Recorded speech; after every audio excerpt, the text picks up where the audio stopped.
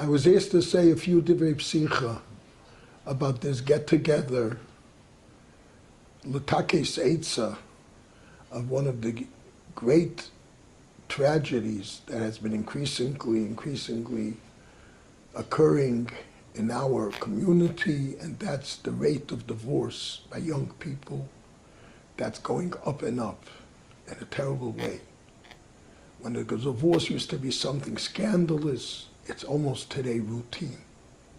There are many reasons, I'm sure.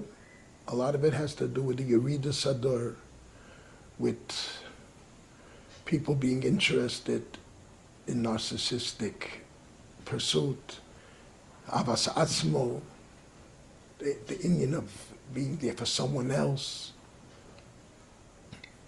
Giving of oneself is a value that unless it's nurtured and unless it's taught, and unless it's taught and taught and taught, Adam, by nature, an Adam isn't that way. Adam is selfish. A person, a human being, male, female, we're all at the core selfish unless we work on ourselves to rise above our selfishness. But that was always human nature. We have to address what now has happened over the last years, and increasingly more and more, that's leading to the dissolution of marriages very quickly. What brought it on? Is it the fact that technology causes, on the male side, many times that a person comes into marriage with the burden of technological addiction, with all that it constitutes and all the impediments it brings to a viable, workable marital relationship. On the other hand, has there been abusive background in the female side where circumstances have led to it that a young lady hasn't overcome traumas that for no fault of her own have been imposed on her as she was growing up and haven't been sufficiently addressed and corrected and healed to make her workable and marriageable to the degree that's necessary for a functioning marriage. There are many other things. I'm just pointing out two possibilities that keep on coming up time and time again. So, this gathering of well-meaning askanim and professionals who care for Klal Yisrael. And my Yedidi Ahuvi, Reb Chaim Neuhoff, who's a koyach behind this, who has the skills and the heart and the Das Torah and always follows Das Torah, to be able to make a difference. I want to give you my divrei bracha. Yibrein Shalom Yiratzon Shetiya Shechina Shruya B'maisi Yadecha, and you should be able to make a difference in this tragic phenomenon and be able to help address it and help build healthy mishpachos, that we shouldn't need what the Gemara says, that the Mizbeach, the holy Mizbeach, shouldn't have to be moirid demos. Like the Gemara says, when a divorce takes place, the Mizbeach is moirid demos. There's enough demos, and we're looking for the day of a mocha Hashem dima ma'al kol panim. Let's try to avoid the Mizbeach being moirid demos. Let's do everything in our power to address this situation properly, help alleviate the situation, and we should be zeicha to sim shalom, toivu, bracha, aleinu v'kol amcha beis Yisrael. I'd like to call upon David Mandel, the CEO of OHEL, to provide opening remarks for tonight. Thank you very much. Thank you very much, Rosh Yeshiva Rabudny, for very important opening comments. I want to thank Dr. Chaim Neuhoff for organizing this evening and my colleague Yoshua Fleischer, to thank the distinguished members of our panel, Rabbi David Grossman, founder and Dayan of Beis Avad Halacha Center, Rabbi Yosef Sonnenschein, Rabbi Kolabin Shalom Abarabai, Menahel of Land of Beis Medrash Talmud, Dr. Lisa Tversky, author, lecturer, and psychotherapist, and our colleague, Dr. Norman Blumenthal, director of OHEL Zacta Family Trauma Center. 15 years ago, OHEL created a video called Rising from Divorce. Interesting, 15 years later, we have a title of this evening, The Rising Rate of Young Divorces. In that video 15 years ago, we posited that there's a divorce, couples divorce, different reasons, different issues. Couples, adults have bechira, they have a choice and they divorce. The purpose of the video was to concentrate on protecting the children during a divorce, especially during a high conflict divorce. We had Rabbanim, community leaders, parents, children of divorce, speaking about the imperative of protecting children in a divorce.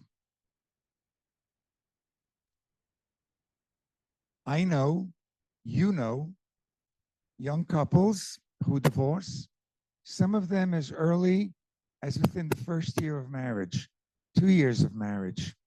And I know, and you know, couples that have a child after divorce, separation in the first or second year of marriage. In a high conflict divorce, we know, you know, I'll stop saying that there are long-term consequences and long-term effects in a high conflict divorce when you have a young child, as young as in the womb, before the child is born. Contrast that with a couple who have a young child who visited Camp Kaylee last summer on visiting day.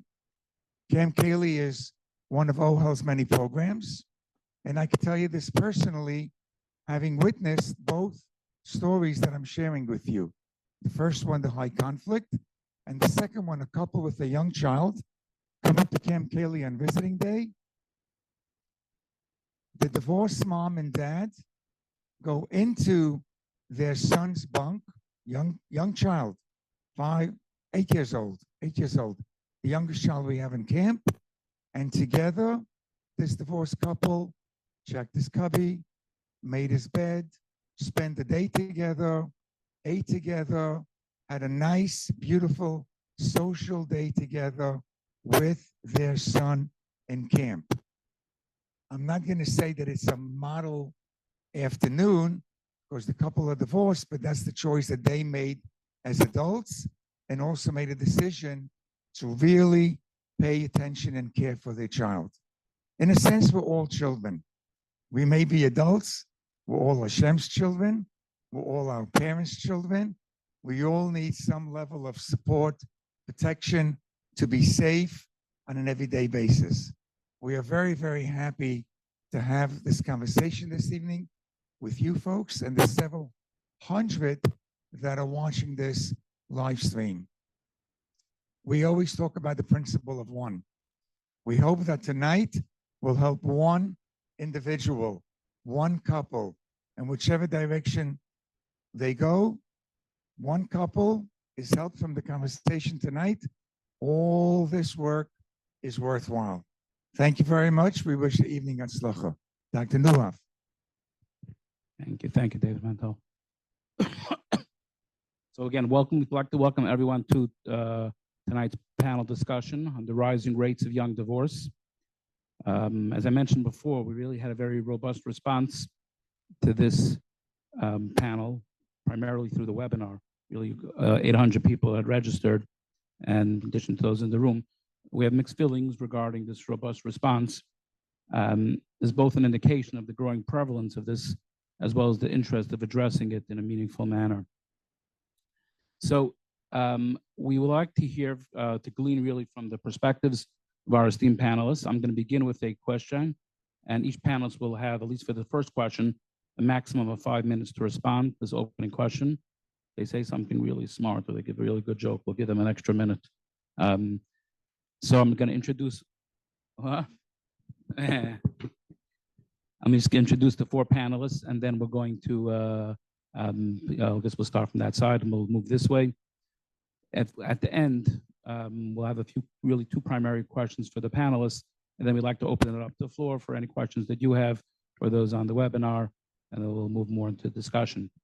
So Rabbi David Grossman serves as the Rosh Beis Havad at the Beis Havad Halacha Center. They are centered in Lakewood, but they have branches internationally. The Beis Havad provides leadership and guidance on various halachic matters, including the many areas related to divorce. Rabbi Yosef Sonnenschein is the Manal, which is the Dean of the Beis HaMedrash L'Talmud at Torah University's Lander College for Men. He received smicha from Yeshivas Rabbeinu Chaim Berlin.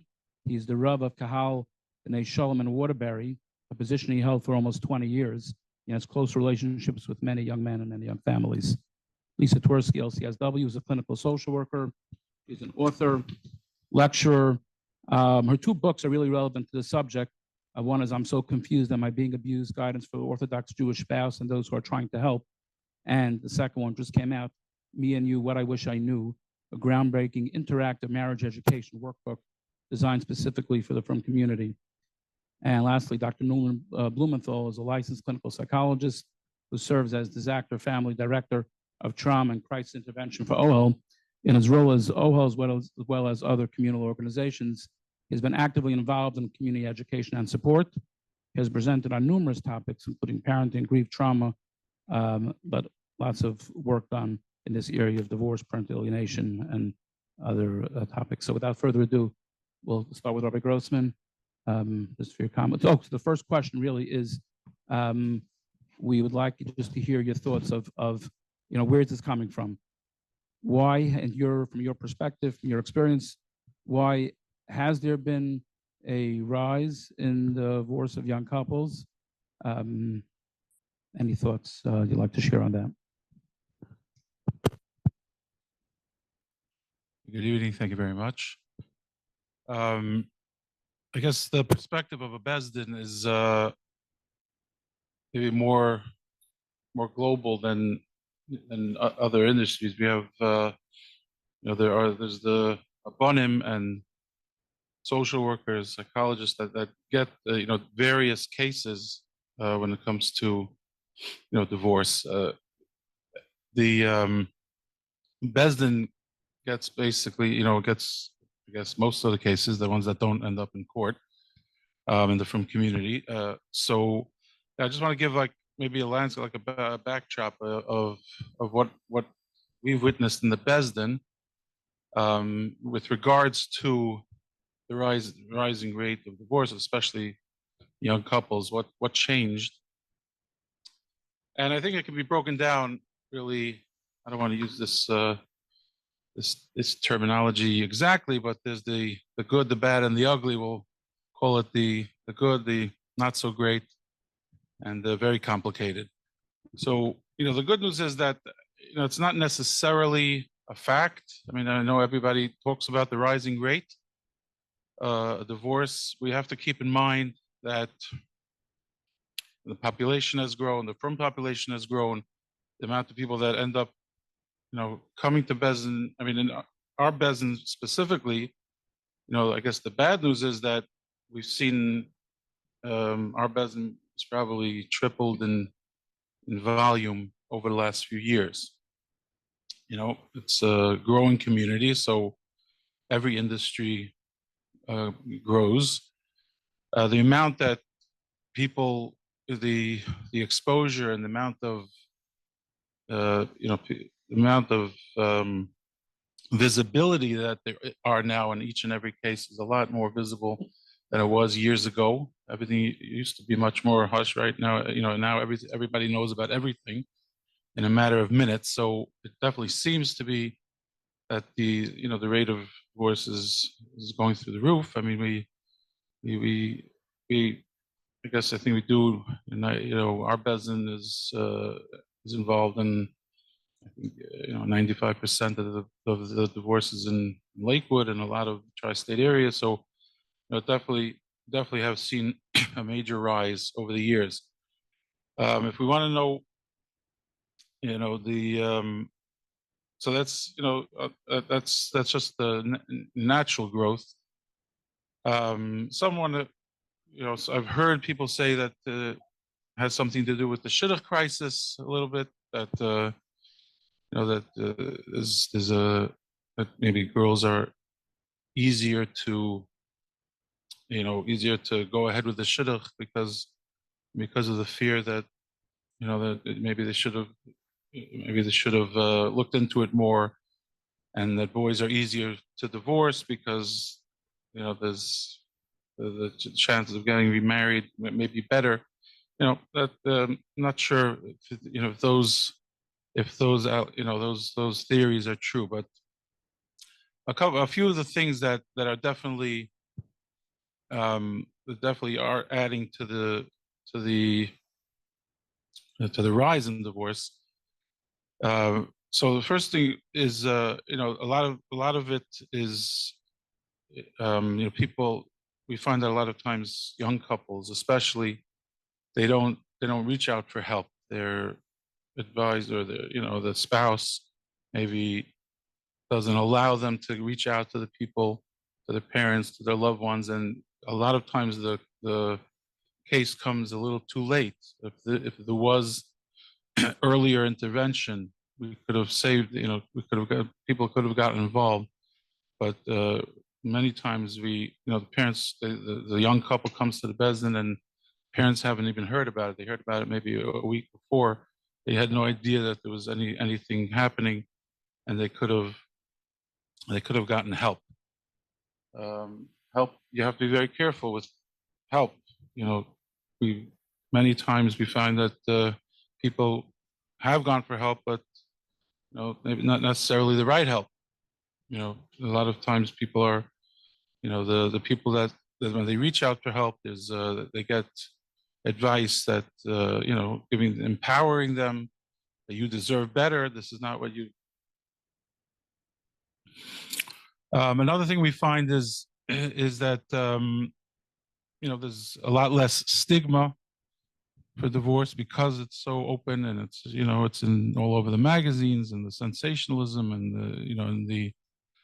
in the secular world, it's become so much more. And when we were dating, we were advised never to use the D word, never say it in the marriage. It's something I don't think that I'm not sure that advice is given today. It's something that became, like Rav Brudny said, it's something that's become more of normal, and everybody's reading about it, and everybody's talking about it. So when in the olden days the stigma would inhibit people from going forward and trying to stick it out, people don't stick it out. In the olden days we heard about couples that stayed married for 30 years, just not until all the kids were married. And I don't think that exists anymore for the most part. If it's the children that are growing up in today's age are not, they don't have the they don't have the resilience to stick it out, and the stigma is less. So why bother? There's the kids, the children today are, we all know. I mean, we'll leave it for the people in the chinuch, and but the word, the kids grow up never hearing the word no, and lacking the experience of dealing with conflict.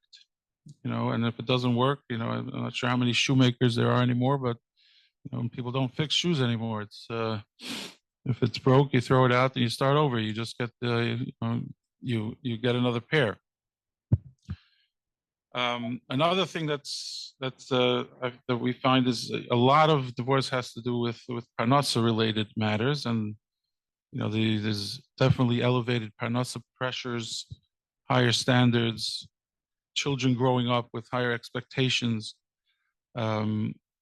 Women, they lack the appreciation if a husband is, let's say, not so much liach financially. the respect that she has. In the olden days, there was people respected many other areas of a husband's his husband's performances, and whatever he can do, whatever he does as a person. And today, there's definitely that stress, and that when a woman feels that there's parnasa issues, that breeds a lot for for the husband's low self-esteem, etc. And then there's working on a great marriage, the communication, the focus, which I'm sure the Rabbanim will speak about as well.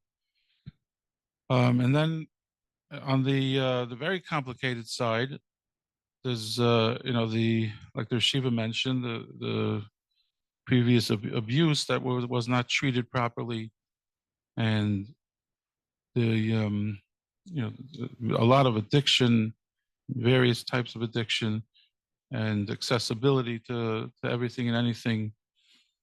And again, not sure from a professional level, but if the mental health, if the mental health issues have grown over the years, I'm not sure exactly. I'll leave that for the professionals. But is there more mental health issues now than there were 20 years ago, or is it just that we understand it better? It's more out in the open.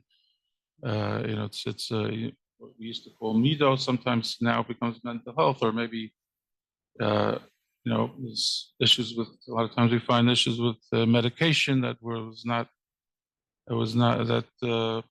that people took or whatever, and it wasn't known about, and then they needed to go off for various reasons. So there's a lot of different components, and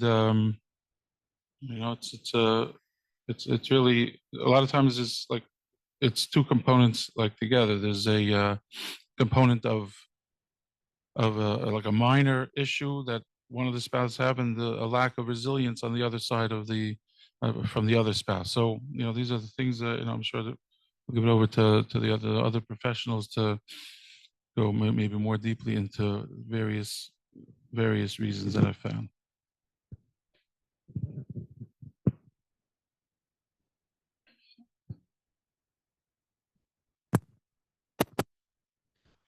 Good evening. Thank you, Reb Chaim. And I want to start by acknowledging and thanking OL for inviting me and for arranging this tremendous mitzvah, and for allowing us to collaborate together. I feel a little bit that each panelist, it's almost like the few of us are looking into a house, each one from a different window. And hopefully by listening to what each one sees through the window, maybe we'll be able to get some sense of what's inside the house. I also feel like it's important to mention before I begin that I've become aware over the day that I don't know exactly the number, but there's a significant number of people watching tonight who themselves are divorced.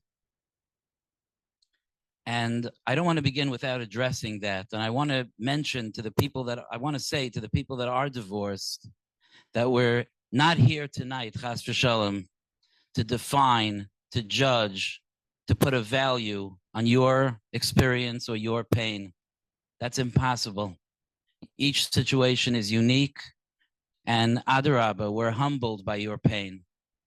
We're going to talk about ideas, and we're going to say thoughts and experiences that we've had. But chas v'shalom, that a person should walk away from this webinar feeling judged or looked at in a negative way. Adarabah, if you're watching this, it's because you went through the excruciating pain of divorce. And you're watching this because you're concerned that other people should not have to go through that. And we're on the same team here with that agenda in mind. So I almost feel like a netilas rishos, like asking rishos from the people that have gone through that difficulty as we speak about it. I want to mention, through my window, I want to mention two things. One of them is like a macro, broad, klaliistic thing, and one of them is to focus in on something specific. Both of them already were referenced, but just to bring it out. the past few decades, our entire community's focus has changed. We changed from being a surviving community to being a thriving, flourishing community. And that's wonderful. And there's a tremendous amount of Birchas Hashem. But along with that has come changes in our experience and changes in our focus. I think about, my father told me that when he was in first year Beis Medrash in Philadelphia, close to 60 years ago, he used to buy one chocolate bar a month and break off one square a night so he could have a treat. And I think about my children in yeshiva and the opportunities for chocolate and treats and restaurants and so on that they have available to them. We live in a different world. And that goes deep because there's something that we may be losing a little bit of a sensitivity to. If we ask a young person, a boy or a girl, you're in shidduchim, you want to get married. Why do you want to get married? So the weakest of them will say, because everyone does. This is the time. This is what you do. Many, maybe most, will say, for the friendship, for the relationship, for the love, for the intimacy, for the closeness. And that's a heartwarming response. But what we need to hear and what would help us to be able to keep our families intact is if our children grew up with a sense, as our parents did in a sense, that I have a responsibility to build a home. I carry an achrayus. We say by Sheva Brachas endless times, build a bayis ne'eman b'Yisrael. To build a bayis, I'm here to build something. And building is something that I do with responsibility and with patience. And it's not about me. And it's not always, maybe not even most of the time, about my happiness. It's about me doing what I came here to do. And I think where we go off a little bit is that I think today what I just said doesn't sound colorful or geschmack. And I think to people that truly understand the achrayus, that's where the joy of marriage is. It's in the responsibility. And it's in the making someone else first and putting someone else before me and me not being the priority. And being able to provide happiness being so much more important right now than my experience of today. So I think on a broad level, the idea of being mechanech children and raising families with a sense of achrayus, a sense of responsibility, and more than that, with a cheshek for achrayus, a desire for that responsibility.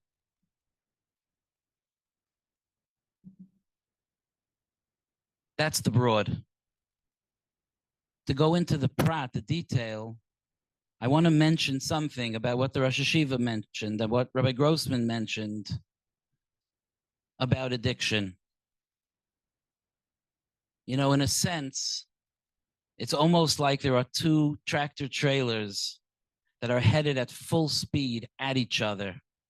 One of those tractor trailers is called childhood trauma, adverse childhood experiences, anxiety, depression, maybe psychiatric issues that children may experience and have as they get older. And that tractor trailer is hurtling at a very high speed. And heading right to it is a world where technology is completely open and available. Maybe each one by itself wouldn't be as damaging. But when the black hole inside, when the sense of being chasser, of missing something, comes into such contact with a world of technology, of promiscuity, that's completely available to a lonely, scared, pained young man, that could result in what we see.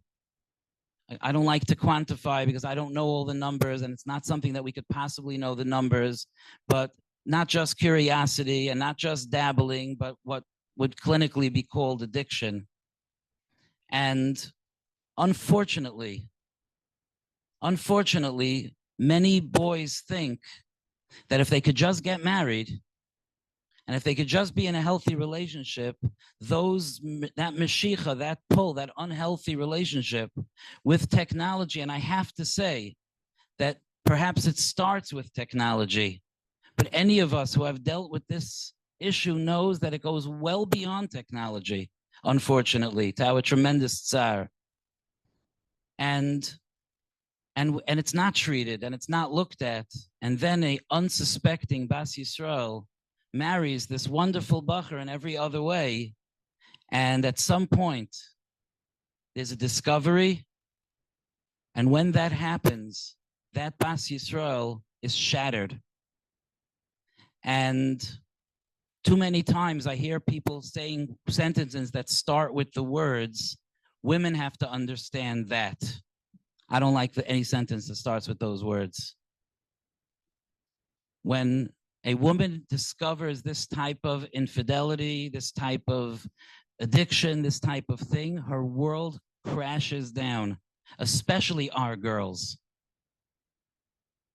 And that trauma, that betrayal trauma, can be very difficult. It could really be a situation of all the king's horses and all the king's men couldn't put Humpty Dumpty back together again. It could be very difficult. And and many times it ends up with people telling her to move on, to forgive, not understanding what has happened in her nefesh, in her heart. And this is something that if we would be able to have the sensitivity to deal with before marriage, I feel confident that many marriages would be saved. Yashikayach.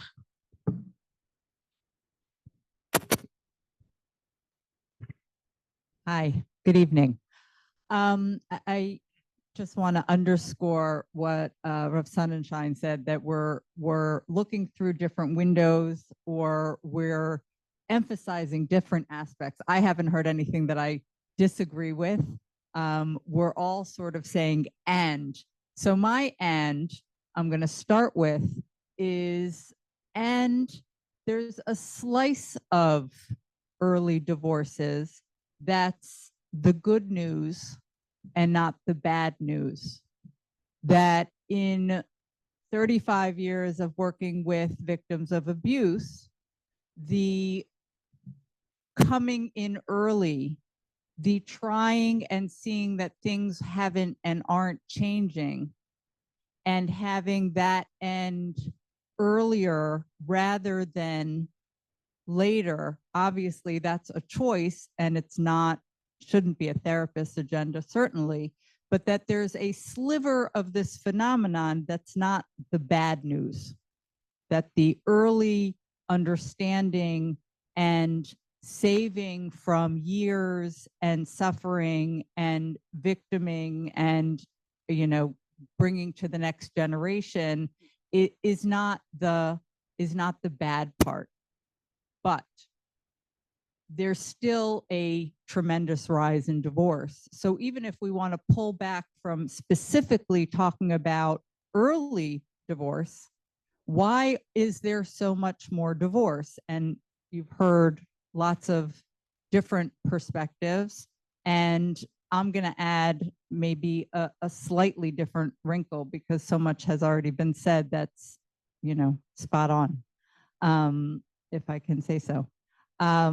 So I also want to talk macro, and along similar lines, talk about where we've been and our surviving immigrant generations that are now more established, and we have different expectations, whether it's in chocolate or whether it's in how we live. And our expectations, our high expectations, have really served our community well. If you look, people online can't, but if you've come into this building and you've looked around this room and around this organization that is dedicated to bettering the community and giving back and seeing, the most difficult parts of our community raised up, it's because we have an expectation of excellence in ourselves and in our community, because we have the ability to have that expectation. In past generations, we were just surviving. Each individual family was just sort of surviving to make a living. In even farther back generations, the people had to worry about a new job every Sunday because they got fired on Friday for not, or whatever, on Sunday for not showing up on Shabbos. So we're in a different place. You're not even allowed to do that anymore, right? So we're in a different place in our history, but with it come those expectations of relationship and expectations of how that's going to look, and very much so without necessarily, sometimes it's without the feeling of a chrayas, but sometimes it's really about not understanding how to get there. There was reference, this idea of the one has some sort of more minor problem and the other doesn't have the resilience, and you have that expectation of relationship and how things should be in a marriage. But we, even if we, might be willing to stick it out, we don't know how to get there. We don't know how to build that relationship. Couples don't know how to make that happen. And then you add all of the factors that have been mentioned, the coming in for help too late, not having the support, not having the understanding, and then the tractor trailers and the other issues. But that sort of expectation that everybody has to be a certain way, the expectation of what every shidduch should look like, and the inability for us to sort of face what we're actually and who we are actually, and to say it out loud, our young people's ability to be honest and say that out loud, because there's this expectation of excellence. And then that leads into, now we're in the relationship and we're not what we presented as, or our spouse isn't as presented as, and we don't know. And even if they are, we might still have the problem of, how do we get there? How do we make this happen?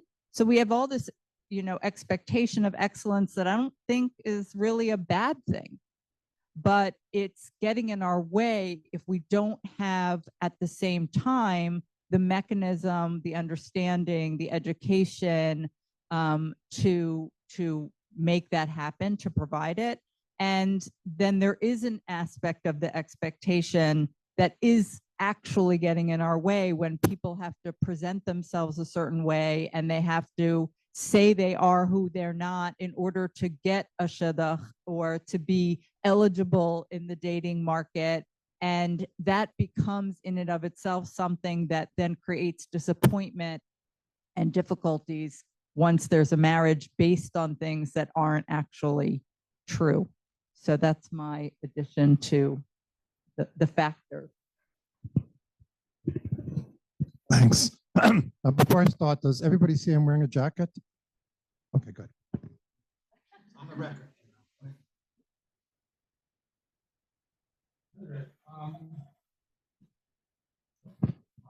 First, Rosh Hashanah and my colleague and longtime friend.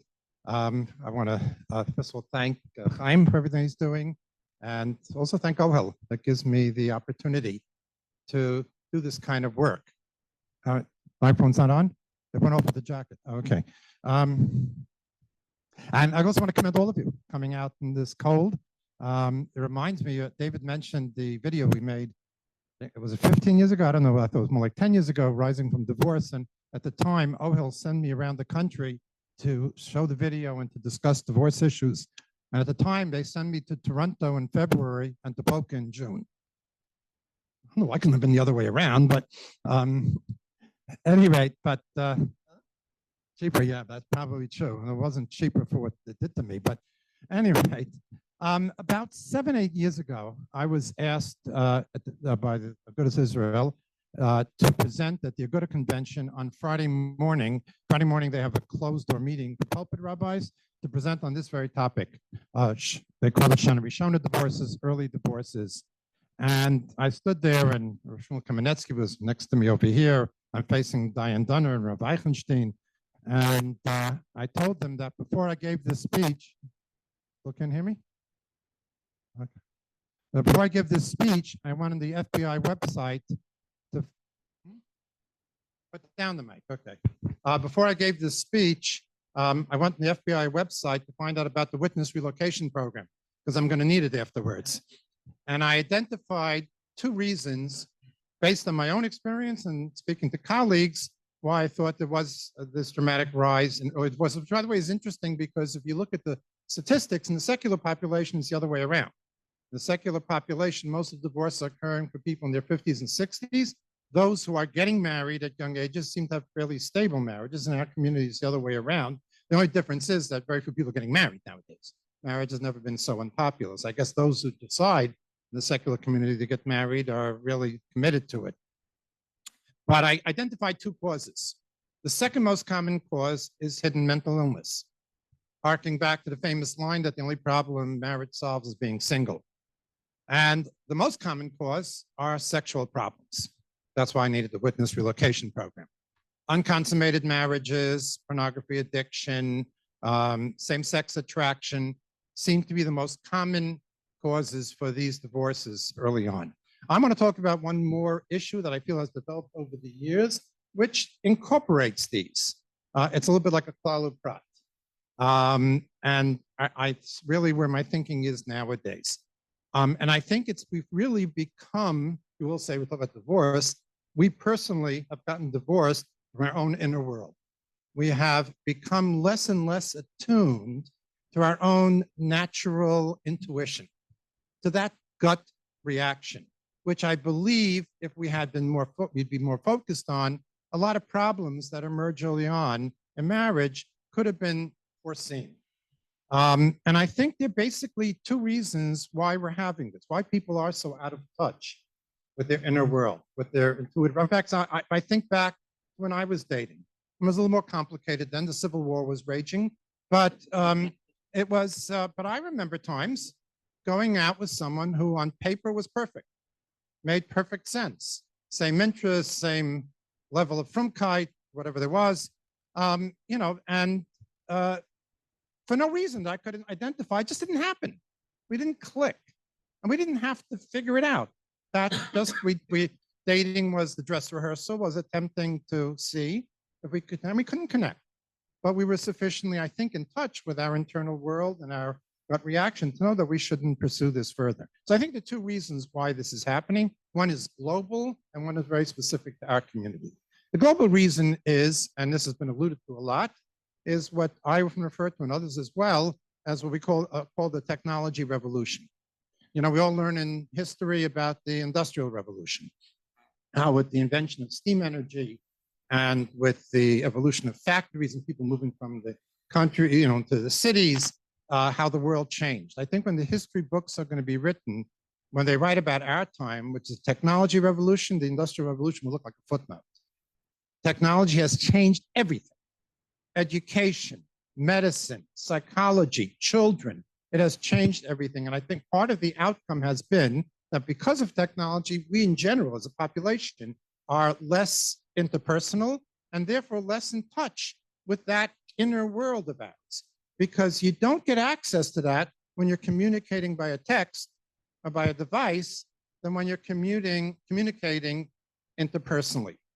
So in general, and this, by the way, accounts for a lot of the problems that we're seeing in society today, we are out of touch with our inner world. In fact, a big part of therapy, and even here in OHIL, my colleague, Sivi Ryder and Naomi Baum have written a book for children, and I feel that way, it's okay. Just help children get in touch with what's going on inside of them. We didn't need that. But today we almost have to teach it.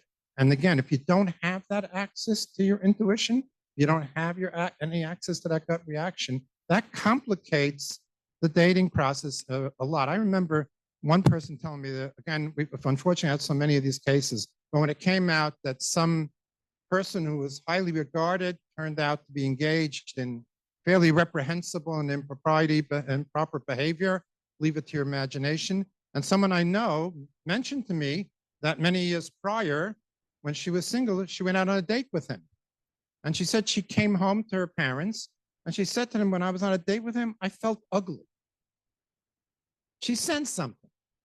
And if we could have that, we could prevent a multitude of problems. So part of them, I think, is just a universal one. And we're out of touch with our own feelings. But I think it's exponentially growing in our community we've become to rely so much on this kind of stagnant information to know about somebody. So let me give you an example. Let's take those situations that would be a deal breaker in many cases. Okay, those kind of things you might find out. You know, the brother who was in drug rehab, the father who has some medical condition that may be genetic, the second cousin who went to YU. You know, all those horrible circumstances that would cause one to break a shidduch. Imagine finding that out on a third date versus finding it out from a piece of paper or from a computer screen. It's not the same information. In fact, when I get calls, and I get them frequently, my son's dating somebody. I understand that when she was a teenager, she needed therapy for the, or her mother had to be hospitalized for depression, or they had major financial problems. My first question is she aware of it? Is she dealing with it? Has she gone to therapy? If so, she's better than good, because she's dealing, she faces problems, she's dealing with it, and she's growing from it. You should run after her.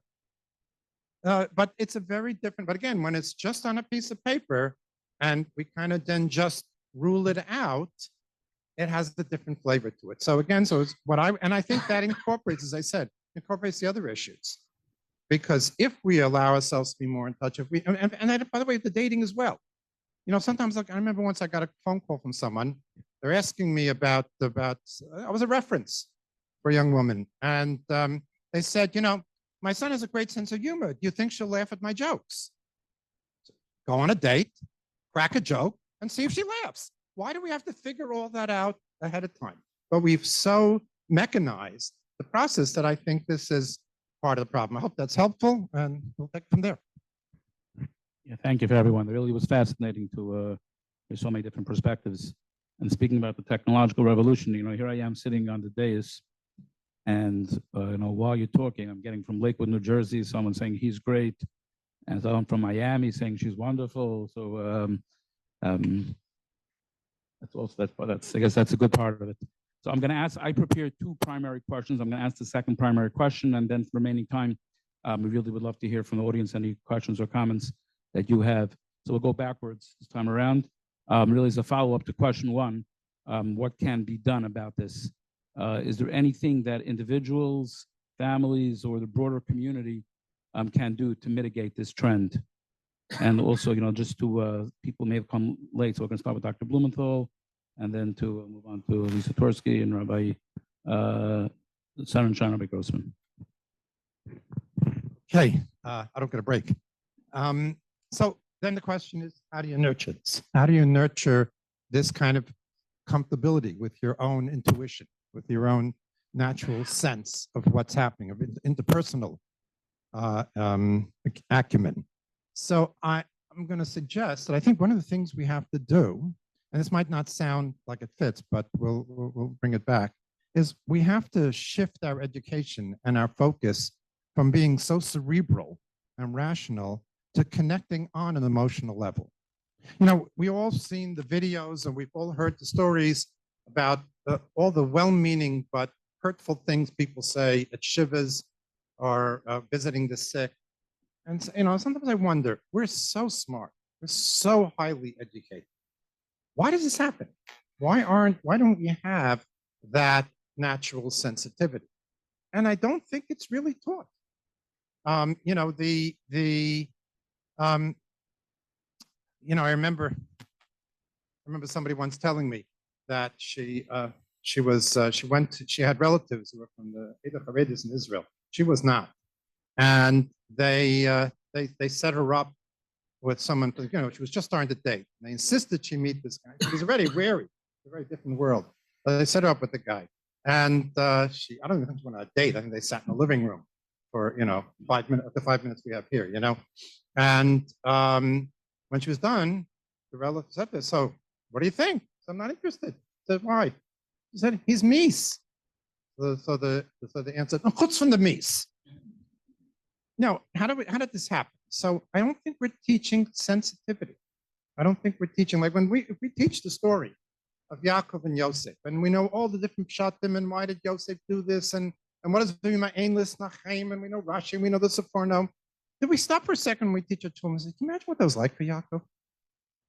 Can you, for just a moment, put yourself in Yaakov's shoes when he got that news on the heels of everything that happened? And conversely, the reunion, what that must have felt like. Can we encourage our children and ourselves to just imagine it, not just understand the different shot and what happened, but what that felt like? And I don't think we do enough of that.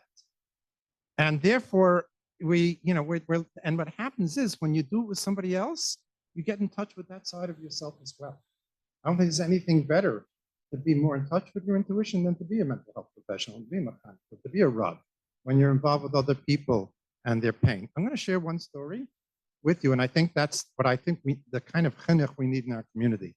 Also, a number of years back, I was on a panel with Ephraim Shapiro from Miami, and he told a story about the Vishnitzer Rebbe that sent shivers down my spine. He said that there was an alman, there was a widower who was marrying off his first child, marrying off his daughter. And Rebbe came to the tish, to the bedek, and he stayed for the chuppah. And he left then after the chuppah, but before he left, he said to the alman, he said, when the chasna is over, I want to see you, come to my house. So of course, it's a Hasidic wedding, so it's 2, 3 in the morning when the wedding's over. He knocks on the door, the gabbai answers the door. Rebbe wanted to see me after the wedding, wakes the Rebbe up. Rebbe comes downstairs and says to him, so, the tish was very nice, there was like a lot of food there. It was great. Yeah, it was really good. I said, you were worried that the band would be too loud. I didn't think it was too loud, Jennifer Decken. He said, yeah, during the dancing got a little bit louder, but everyone was into it. It wasn't good. And how was the Viennese table? Viennese table was beautiful, very good. All right, Shkayach, Mazel Tov, and sent him home.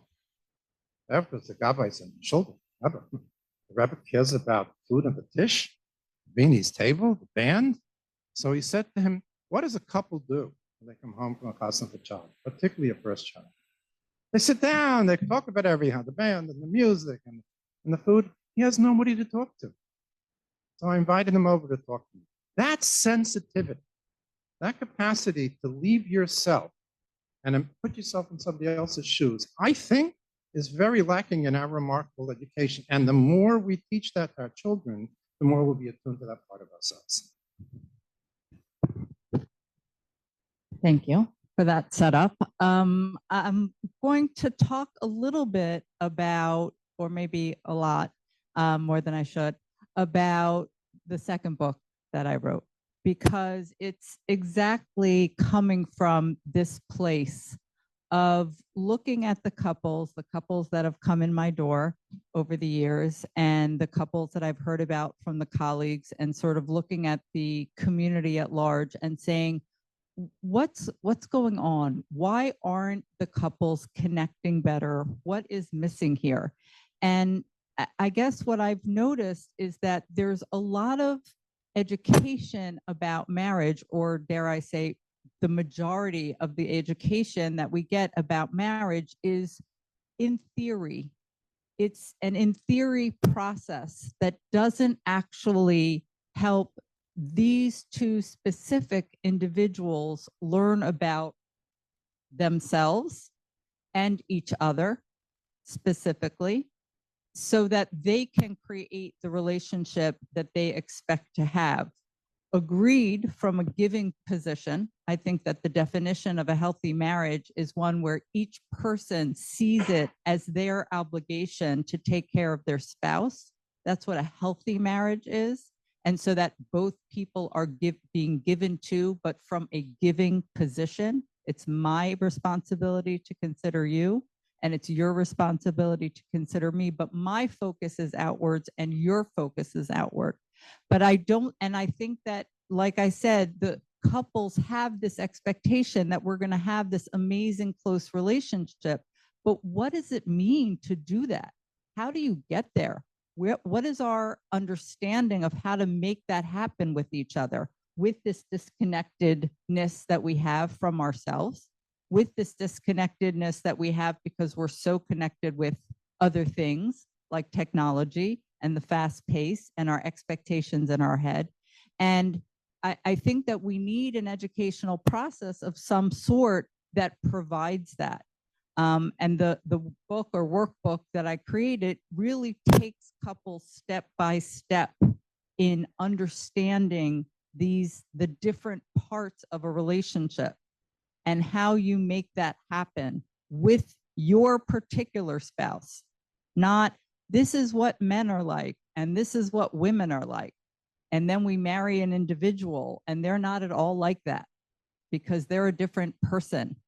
And we need to learn both about ourselves and that other person and what it would mean to take care of them and how that would make us feel so much more connected. And obviously, once we're at an addiction level of technology usage, once we're at an abuse level of behavior, once there's significant trauma impeding my ability to have a relationship, education is not going to be enough. But education can help you see what hasn't happened, what isn't happening, what can get you clarity on we're working and we're trying, but this isn't happening. And for all those other relationships where I'm feeling like I'm missing something and I don't seem to have the resilience to stick it through, education can go a tremendous way in creating the relationship or helping couples that create the relationship that they expect to have, that we want them to have. But they're not really educated or taught anywhere how to actually create it and have it. The ones that would put in the effort are not getting that enough in a joint process with each other. And I think that that's a tremendous lack. We have created so many different things and so many different infrastructures in the community to see growth and health. And, you know, again, just looking around this building as an example and all of the other infrastructures, but we haven't gotten to that piece yet. And that to me is a shame because there's a tremendous amount that can happen if people will put in the effort, but they need to have something to put in the effort to. It doesn't come naturally. So that's, I hope will be a contribution towards a better place. It's just a piece, but to me, it's something that I feel obviously very passionate about. And the name of the book is Me and You, What I Wish I Knew. It's available on Amazon, and all sales that go through tonight, will I get a commission? Okay. Rabbi Sonnenschein. Thank you. Wow, I got so lost and listening to the two of you that I almost forgot what I was doing here. Thank you very, very much. Thank you very much. I want to just go back briefly to the issues that I discussed earlier. The concept of, and I feel like it's a little richer now, having heard the other panelists discuss similar issues. The issue of living in a generation, a very me generation, and specifically the technology addiction part. But in terms of achrayus, in terms of creating a sense in young people that they understand and want to embrace the challenge of the achrayus ahead, and that they understand that it takes time and patience to build. So obviously that's something that starts early on, and the beginning of that is for us to focus on that ourselves. Our children have to see us take responsibility. They have to see us respect our spouses and take joy in the achrayus that we have in our marriages. And they have to see us take responsibility in our communities as well. Responsible people, when they're focused positively on their children will grow up to be responsible people. Now, I want to say something. I'm not here to tell yeshivas or rabbeim what to do, far from it. But I just want to mention that a few years ago, I started something in yeshiva that in yeshiva is called, it's the Tuesday morning share. And the Tuesday morning share is a share that you can't call into, and it's not recorded. It's a very personal share. It's a personal share with 60 people in the room. And The idea of the shir is to discuss inyanim of shalom bayis and dating. Sometimes we just go through the step-by-step process of dating. We talk about different, or before bein hazmanim, we talk about parents, in-laws. Hanukkah time, I spoke about gifts in a marriage, things like that. And we speak about achrayas, and it makes a difference. I'll tell you one of the things that I tell Talmidim. Many of my Talmidim that are on will be smiling because they've heard this from me many times before. But I always give this mashal, and anyone who's listening knows exactly what I'm about to say. I always talk about the husband who's woken up by his expecting wife in the middle of the night and asks, please go downstairs and get me a glass of water. And the husband trudges out of bed, half asleep, barely knowing where he is, and he's going down the stairs. And right there, I happen to be there on the stairs, and I tap him on the shoulder, and I say, hey, why are you getting the glass? Why didn't you tell her to get it herself? So I always tell my Talmidim there are three possible answers. One answer is because she'll kill me if I do that. That's obviously a poor answer. Might be true, but it's a poor answer. One answer, which people consider to be the best answer, is because I love her. And that's a sweet answer, and it's a good answer, and it might be a true answer.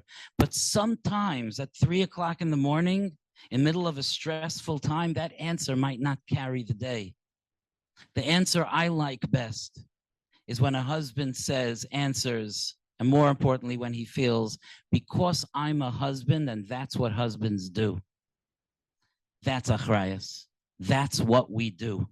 That's who we are.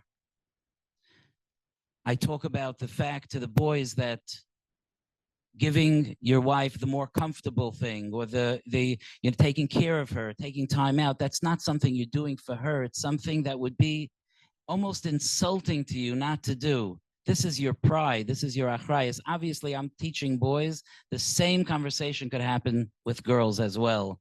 But this is my pride to take that achrayas. I'm a wife. This is what wives do. I'm a husband. This is what husbands do.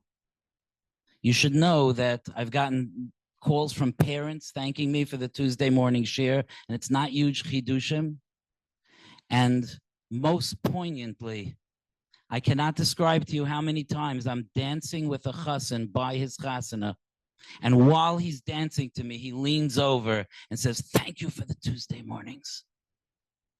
So I think we have to teach. That's in terms of the achrayas. In terms of the technology addiction part, I just want to point out a nakuda. You know, TAG has taught the world, and we're very grateful to them, the absolute need to filter our devices. And what I'm about to say, TAG themselves is aware of and works on. But this alone, this is super crucial, but this alone to filter our devices is not sufficient. The mashal would be, I think in Mishalem, I apologize, the mashal would be there's a monster on the loose. So we sent out a bunch of people, we caught the monster, and we put it behind bars. That's still a dangerous monster. And the minute it slips out of the bars, there's still a monster on the loose. We have to learn how to neutralize the monster. It's not enough to lock. The bars are necessary. Make no mistake about it. But we need to reach beyond the bars, the filters. And that means that we need to be communicating with our children and explaining to them what's happening inside them. I started a few years ago a shir that I give on a Matzah Shabbos in my shul about how to speak to your children about intimacy. And it's always so interesting to see that you could have a person who's 6'5", and he's a big guy, and he runs a company, and he has 500 employees, and he's not afraid of anyone. But when you say speak to your child about intimacy, he melts into a puddle of fear on the floor. We're scared to talk to our children, and we need to get over that fear. If we need to ask people advice how to speak to them, we can do that, but we need to do that. We need to prepare them to understand what's happening. And that's in the beginning of the process. if loyolenu, addictions do develop, we cannot put the weight of that onto the Bnei Yisrael. We have to be dealing with these issues before Shidduchim starts. And sometimes that means pushing off Shidduchim, and sometimes that means giving uncomfortable or awkward responses. Why my son or my Talmud or, has not started Shidduchim? But this needs to be dealt with. I'm sure the professionals here could testify to the fact that marriage does not solve this issue. In fact, the stresses of marriage can make it worse. And it's absolutely crucial that we never fool ourselves into thinking that marriage will help. It's a big nisayon. I know many people who dealt with this nisayon. They're special people. They're many times feeling people. They're hurt people. One could sit and cry for the tsar that these people go through who so badly want to get married and want that joy and responsibility of marriage, and yet they're saddled with the difficulty of an addiction.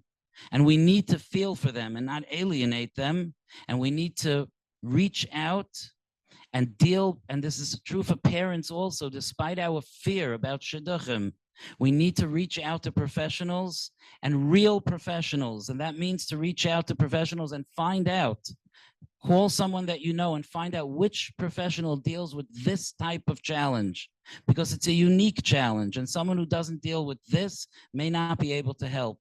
And if I could have the chutzpah to say, the same thing is true with Rabbanim. We need to find Rabbanim. And maybe your Rav doesn't have expertise with this, but maybe he knows someone that does. We need to find Rabbanim who have the expertise and the experience. Our mental health professionals in the community and our Rabbanim are phenomenal. They're skilled and they're giving their lives to the klal. We can't expect every single one to have every single expertise. And therefore, we need to reach out in each situation to the ones that could help with that matzav. Yashikaya.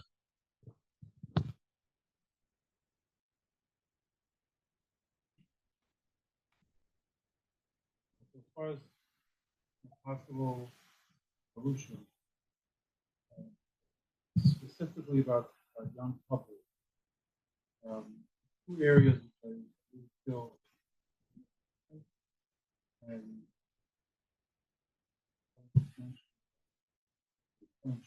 one is it's actually something that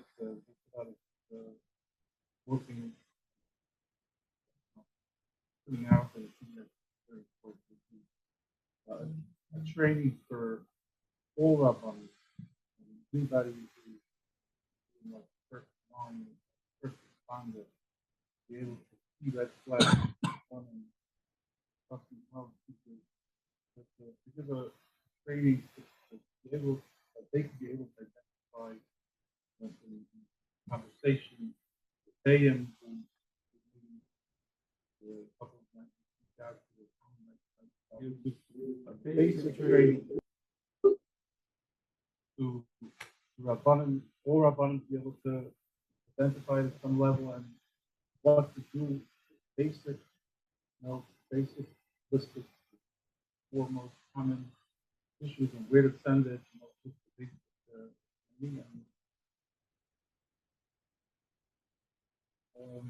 groups of Rabbanim that have talent, that have some type of have a connection to being able to counsel more on a not at a professional level, but a lot of these issues are just need this and just support early enough. We need necessarily. I'm saying who know what they're doing and who have the time. Who have the time and to really retain Rabbanim and Chassan teachers and college teachers and hire them to be there for the klal. And we're working on this in Lakewood, and it's something I think is extremely important. And the second thing is to have like an understood, a mandatory, not mandatory, but like a default session for couples individually after 6 months after marriage or 3 months after marriage to really to review with whoever, gave them the guidance before, or other people, to really review, once you're married, and once you're there, you understand so much better what might have been taught to you, as a chassan and kala. And if there's a place where everybody goes, it's like a standard thing. So people would have the comfort and the trust, and to be able to talk things over in an early stage. This is I think early intervention is really the most important part of this. We're trying to roll this out, and and anybody who would then get involved in helping this initiative, can contact me. It's something extremely important. I think that it could save a lot.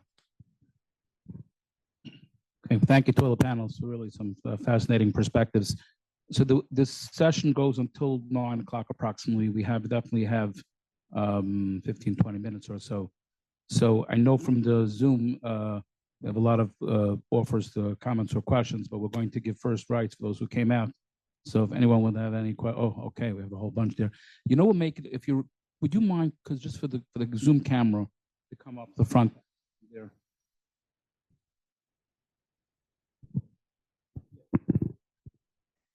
This is a way of count, but it's, yeah. You get one per person, okay. I can say as a couples and family therapist that, hi, I'm Leah Koplowitz, and I practice in Brooklyn. So I can say that even harder than talking about intimacy with couples is talking about money. And what I think is as much as there's a lack of understanding and education and awareness around what you say, what's underneath, what it becomes the precursors for addictions. Very often, children don't get any background in, and these children grow up in how to think about money, what their money scripts are, and a husband comes in with a certain idea about what is correct and incorrect, and things are black and white. They're either usser or mutter. There isn't nuance, and people enter adulthood and marriage not really understanding how money is thought about, how it's spent, how it's saved, how it's considered, how it's honored, how it's respected, how it's disrespected. Also, this generation that we're seeing grew up with a lot more amenities than previous generations. And there's this expectation, make money fast, and shortcuts are made, etc. I think this is also contributing. One more please, is if we can talk about, because what wasn't talked about is with the propensity of divorces being so high amongst the younger ones, is there or would there be more of a discussion about birth control even as a standard amongst young people who even enter marriages so immature? Because it's the sense is that you get to the age of marriage, be that 19, 20, 21, whatever it's called, but it's not, do you have the wherewithal to be a parent? You're always good at stirring the pot. Okay, so we'll allow the whoever wants to take the question. I just will give him a plug for Rabbi Grossman.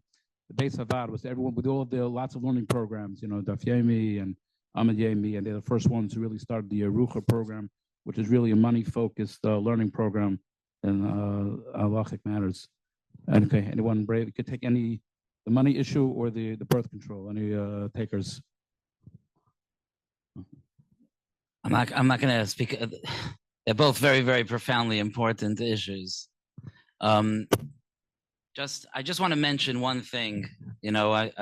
I'm also don't want to start giving psukim, not barabim, and not myself. This is not the forum for that, and this is not the place, and I'm not the person.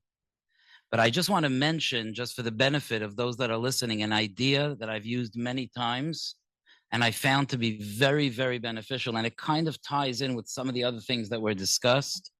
Sometimes when I'm sitting with a chassan and kala and they're asking me, and they ask more and more, it's very common today to ask about birth control. And especially in situations where there's anxiety, where there's, you know, where there's a reason to think that this couple may struggle with too much at a time. What I've done is I've told them to start with birth control. And this may sound strange to you, so let me explain. But to start with birth control and to come back to me in 3 months. The idea is that nobody knows what marriage is like before they're married. And nobody knows how things are going to settle down. I just want to see them a few weeks after. Maybe we'll say continue. Maybe we'll say, maybe they'll be ready to move on. But just this idea of being able to, it's not a yes or no question. That's really what I'm here to say. There's such a thing as saying for now to get through the chasana. Some people are on it anyway by the chasana. So to get through the chasana, let's do this.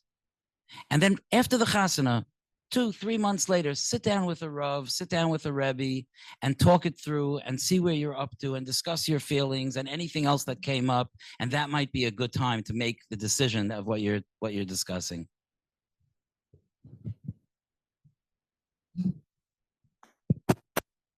Well, okay, yeah, Levy? Yeah. A topic that I don't think was brought up, Tzipi Levy. When you have a couple that's not on the same level of frumkeit, I've come across that quite a bit.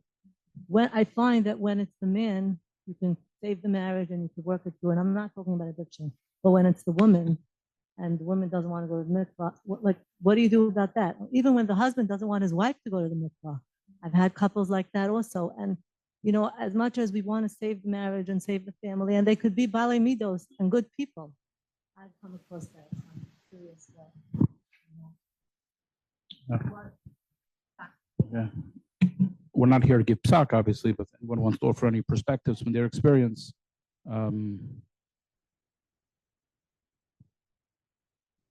All I can say is that we find it very, I mean, also back to the other question, there are two major issues that we find in couples that have, you know, that are struggling are money issues. That's like very, very relevant, and you know, it's causes a lot of tension, a lot of stress, and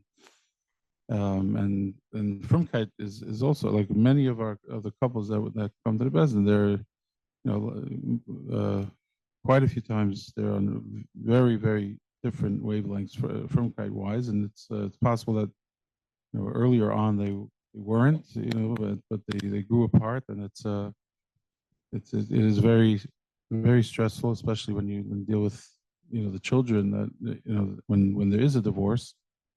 And my wife is the parent coordinator for the Bezdin, and you know, there's many couples that, you know, it's a very big struggle when they end up in two different houses, and they're totally different wavelengths when it comes to, you know, to frumkeit and trying to juggle, and the schools, and the, you know,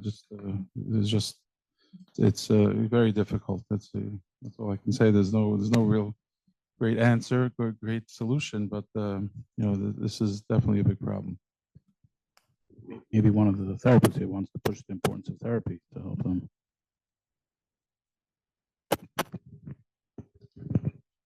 I actually think my wife is one of the experts on when the wife is much more firm than the husband. So I would defer to her. But, you know, I just want to say one thing that's, I think, maybe relevant to that. You know, we used the clarion call of the therapist used to be, well, the husband and wife or the mother and father have to be one voice. Have to be like in Sarah Morrow's parents, you know, like almost indistinguishable. In recent years, the research shows that it's actually healthy for children to see parents who disagree, but disagree respectfully and never let it get out of hand. So they learn really what's the yesod of marriage is two strangers who become the closest people possible, but it's impossible. They don't have differences. So even in the area when there's difference in frumkeit, by the way, I came across a study once and I couldn't find it that seemed to find that as marriages begin, usually the wife is more frum than the husband, and as the years go on, the husband gets more frum than the wife. It sort of makes sense to me, but even though it wasn't part of my marriage, but so I think that when there are any kind of differences, and there will be differences, I don't think the problem of the existence of difference is the problem. It's how do you deal with it? And can you be respectful of one another even when there are differences?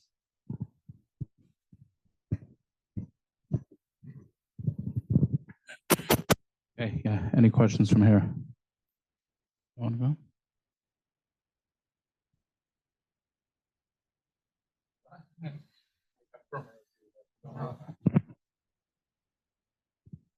Hi, I'm Rabbi Baruch Miller.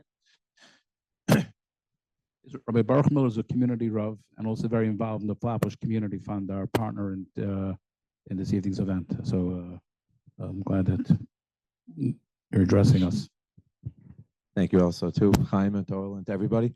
I wanted to ask something about something that Lisa said that made me think about some of the shalom bias issues that I deal with about that demand for excellence that we have in our community and how it's both a bracha and a klala. I once heard from Rabbi Yonah Rees, who's very involved in Gittin, anyone who knows him, and he said that whenever a couple comes into him to decide divorce not, he always looks for if there is a mutual respect between the two of them. If the respect is there, if the covet is there, he feels like there's something to save, something to work on, and will push them. And if there's no mutual respect between the two of them, he usually feels like, okay, maybe we should be looking for divorce here. And when I tell this over to young couples, a lot of times some of the feedback I get is, well, we have this demand for excellence. How am I supposed to respect my spouse when they aren't necessarily excelling? They're bringing home enough parnasa. We're okay, but we're not living at the top echelon of society. We're not excelling, and I love my wife very much. She does so much for me, but we're not excelling in any way in the home. So how do I get then that respect when we demand that excellence? Excellence is so much built into what we're supposed to respect. And in a lot of ways, that's excellent. But in a lot of ways, it puts an unfair burden on young couples to excel, and otherwise they don't feel that respect in the home.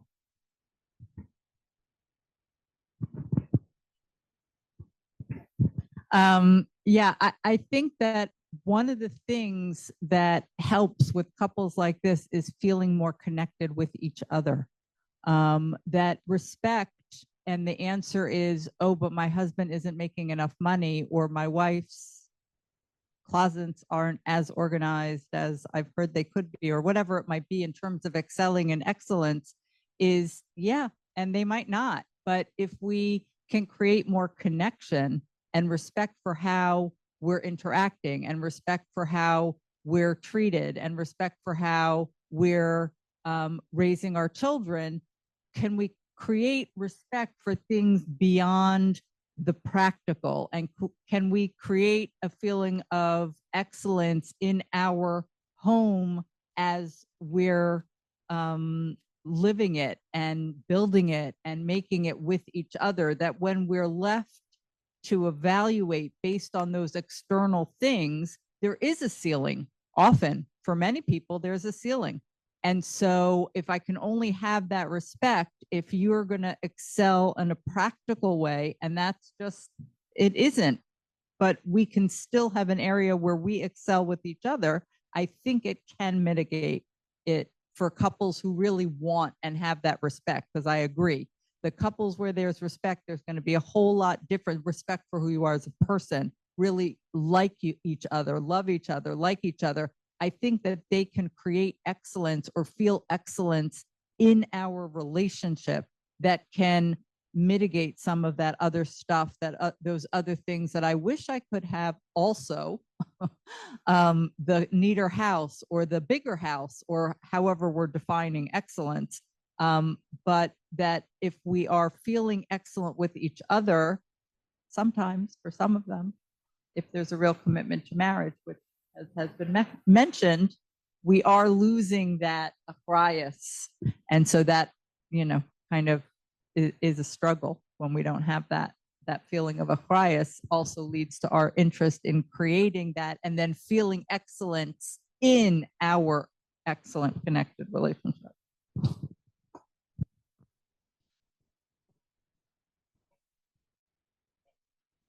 Okay, I was just going to, in terms of excellence, which is something I don't know much about. You know, when I supervise residents, and I used to, until very recently, I was supervising residents and interns at a psychiatric hospital. And when we had our first meeting, go over the paperwork and everything like that, and then every year I would begin with giving them my please make mistakes speech. Because I found over the years that the trainees who try to do everything perfect don't do anything good and don't do anything bad. And those who put their foot in their mouths and really try are the ones who learn. And I tell them, you're worried about your evaluation, I'll give it to you now. Now go out and make the jerk out of yourself, because that's how you learn. It's interesting. I was just thinking about as Lisa was talking at our last Shabbos table. We actually had a number of guests. We had from Asia Torah, a number of women from South Africa who are being, you know, who are in a Kiruv program. And so I want to ask a kind of more universal question. I try to ask a question at Shabbos table. So the question was as follows. We learned about Moshe with his speech impediment. And back and forth, you know, in Quad 10, so Hashem says, okay, I'll bring Aaron and we'll speak for you. It was Hashem. He could have, why didn't he cure him? He could have, poof, no speech impediment. And the conclusion we kind of came to was Moshe's speech impediment is part of what made him flawless. The fact that a leader who had a flaw made him the superb and the ultimate leader. So I think when we try to think about trying to be excellent and perfect, I think we have to become more appreciative of imperfection. I want to mention, first of all, this so much comes back to what, you know, what Dr. Blumenthal, you spoke about, and Lisa, just about this mechanized world that we live in. Because if we can see people, we would be measuring people so differently and so much less. I just want to mention one practical thing. It's a sensitive thing, but I think it's very important. On one level, and this is the easier part, you know, you're asking as a Rav, part of what we can do is that we can respect the people that we work with before they show up as a couple with the Shalom bias issue, and respect them, give them a reason to respect themselves, and give their wives a reason to respect them. It's part of our achrayus is to build people up and give them that, point out to them what's amazing about them. You know, and that's so much of what Rabbanim are doing. One of the things that sometimes exacerbates this issue is parents. You know, when you have a boy gets married and the mother mentions, you know, how much is he making anyway? Or is he ever going to get a good job? Or why is he home again? I thought he has Seder. You know, all these things. I think that parents have to be very, very, very careful, even if something bothers them. And even if they feel disappointed, but their daughter who's married to this person is not the address for those fakers. To our children, we have to tell them that we think their spouses are amazing.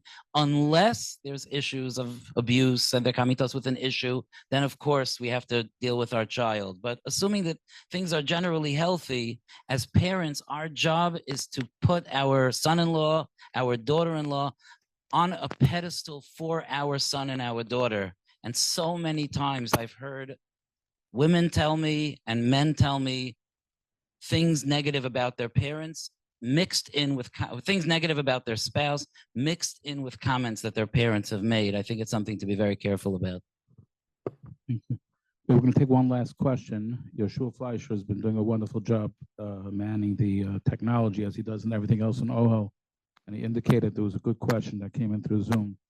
So we'll give you the mic to read it.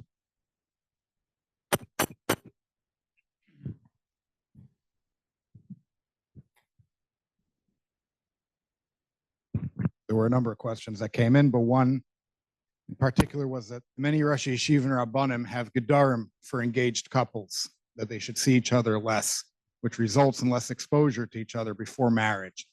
Do the panelists feel this has any impact, negative impact, on getting to know each other, leading to an increase in divorces?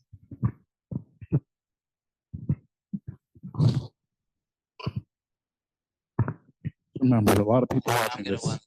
think I'm the one that's going to have to check the witness protection. Yeah. You know, I have to say that when I got married 29 years ago, when I was a chassan, I think my wife might be watching us tonight. When I was a chassan, a well-meaning relative, when we were engaged over Sukkot, and a well-meaning relative, much older than us, went over to a well-meaning one of my relatives, went over to my kala to tell her that we are seeing each other much too often, and it's going to affect our marriage negatively, and we're going to regret it.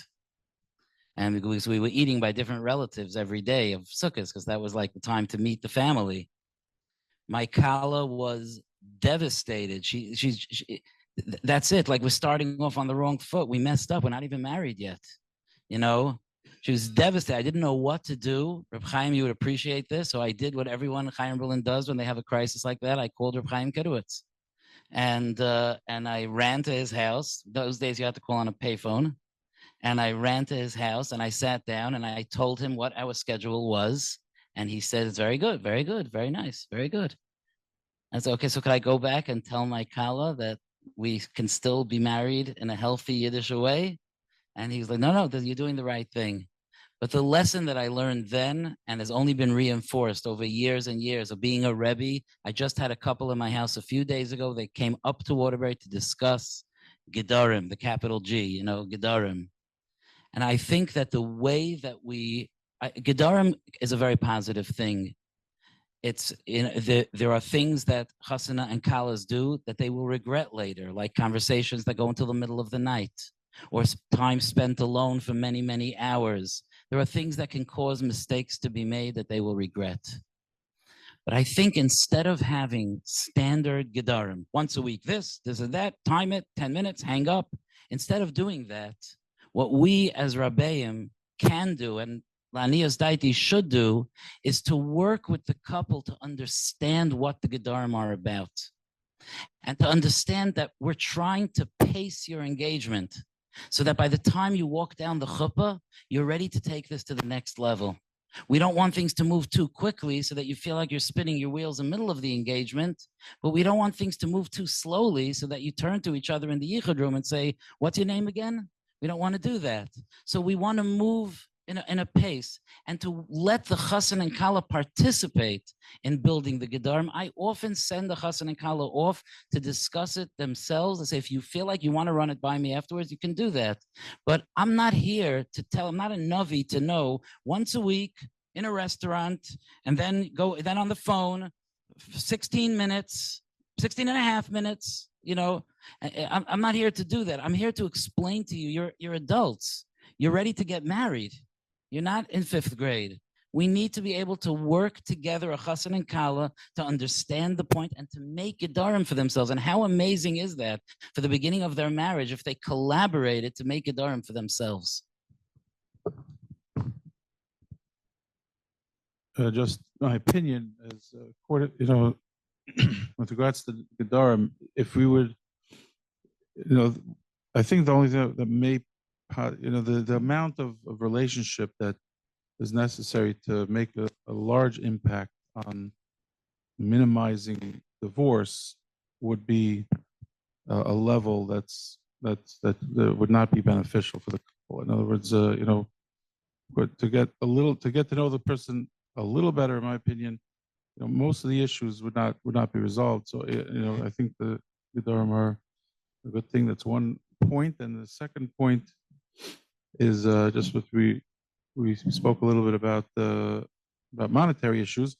That is something that could be very complicated when the relationship is at an engagement level. To start talking money as we speak is could get complicated and has to be preceded with a lot of caution.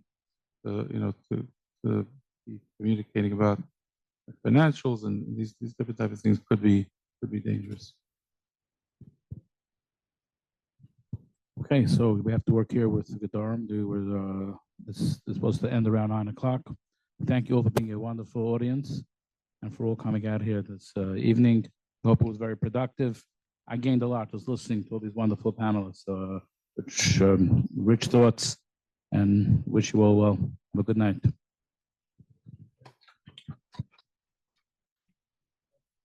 My daughter got engaged. Thank you.